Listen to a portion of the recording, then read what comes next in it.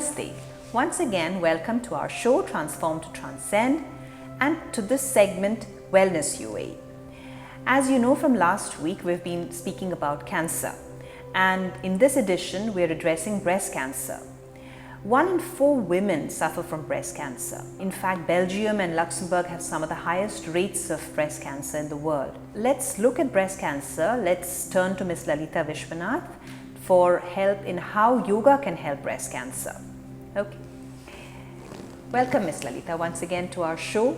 And how can yoga help breast cancer? Right. So if you have seen the earlier video, we have addressed that yoga is a way of life, and particularly in women who are suffering from breast cancer, women are having to do multitasking these days. They're involved in home front as much as they're involved in the work front. So it's very, very necessary to strike a balance between both work from home and at work. And one of the things that cancer stresses is the stress factor. So stress is inevitable, but yoga, the various disciplines of yoga will help us deal with various kinds of stress very effectively. Being mindful, being meditative, and being structured at work and home front is the key to handling stress.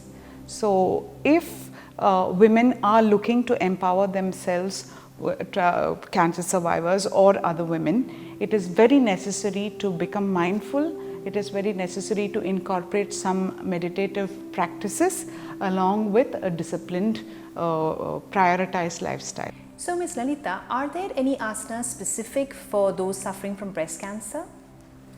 Yes. So here we have to see in which stage the clients or the patients are in. Now, if they are in a recouping state after the chemotherapy and the radiation, then rather than doing the asana part of it, they will have to do the breathing. Breath work has to be done along with some guided meditation. Now, if they've already been through the radiation 3 months down the line, then slowly subtle mobility exercises and strengthening exercises can be taught, but it has to be progressed only under the guidance of an expert. So the yoga expert must be thorough of the progressive nature of the client as well as the anatomy and physiology of the body. Right, and probably specific to that individual as well. Exactly. And is there any change in the breath patterns or the breath work that you do when you are kind of teaching a cancer survivor or a person who's dealing with cancer? Right. So the cancer survivors or people who are going through the treatment process, what we have observed is they have difficulty in breathing. So it's maybe due to metastasis in the lungs or whatever. They'll have fluid collection. Along with the bad cells, you're also destroying the good cells. So for them to recoup, it takes time. So what you need to do is they need to strengthen, they need to optimize the efficiency of the lungs. They may have the breathing capacity of about 68 to 70% of the lungs only will be functioning initially. But definitely it's not like how the smoking destroys the lungs, cancer radiation does not. Having said that, the cells regenerate. So breathing exercises will help, or will it's a palliative or it's a complementary thing to help nourish the cells and regrow them. So that's how it helps. So one of the exercises is breathing. There are, of course, pranayama is beneficial. Pranayama are various techniques, yoga techniques, whereas breathing exercises are specific to the way you utilize the lungs section by section. So a good yoga therapist will differentiate the breathing exercises from the pranayama practice. So then how effective is yoga in preventing breast cancer? Is that possible at all? So when you introduced the show, we discussed that 80% of the cancer is due to lifestyle changes and environmental changes.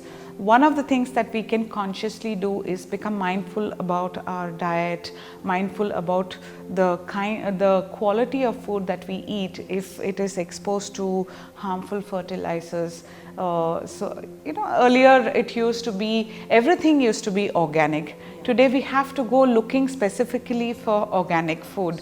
So there's so much of adulteration in the food industry. It's difficult for us to, look for something which is really, really good. So that's one thing. Second is our lifestyle. Our sleep and body heals when we sleep. So it's very necessary to have a good quality sleep, and therefore it's also necessary to cut down on the use of gadgets before we go to sleep. So turning off all the gadgets before we go to sleep is an important aspect for healing. Even otherwise, for normal people also, to avoid, we are talking about prevention. So to prevent, these are some of the things that we can take care of. Now when we are talking about yoga, as I mentioned, it's not just about yoga asanas, it's all the different aspects which will involve the lifestyle. Life is a process of sleeping, waking up, eating, earning, learning, all the dynamic activities, as well as the static, which is also, sleep. Yes. And what about, how would you say, like when they eventually get back into the workforce, they're going back to work, what advice would you give them in that aspect, like how they start facing those stresses again, so how do they deal with that through a yogic, a balanced yogic life? Correct.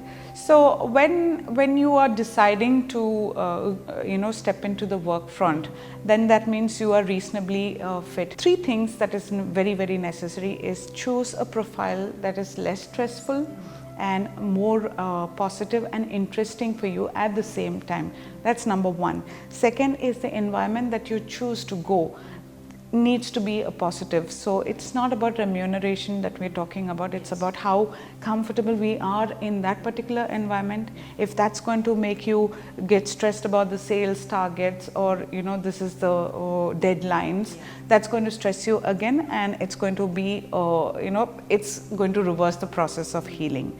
So that is the second thing. The third is sticking to your priority list. So when you start your day, these are the exercises that I have to do for my physical endurance. These are the exercises that I have to do for my breath, to keep my lung efficiently functioning. Similarly, the mind also. So some good practices like indulging yourself in creative hobbies is another very good thing that you can start. If you do not have a hobby, please pick up some hobby. It can be as mundane as coloring a mandala, painting, or it can be something which is beautiful, associating with nature, going out, taking pictures. Photography is another field. These are a few tips that each one of you can adopt and make a difference in your lifestyle.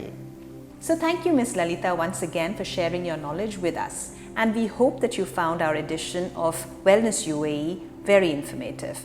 And if you liked our video, if you found it informative, please share them, please like and comment. We'd love to hear from you. If you have any specific queries, doubts about what Ms. Lalita has said, please let us know. And until we meet again, stay safe and stay healthy.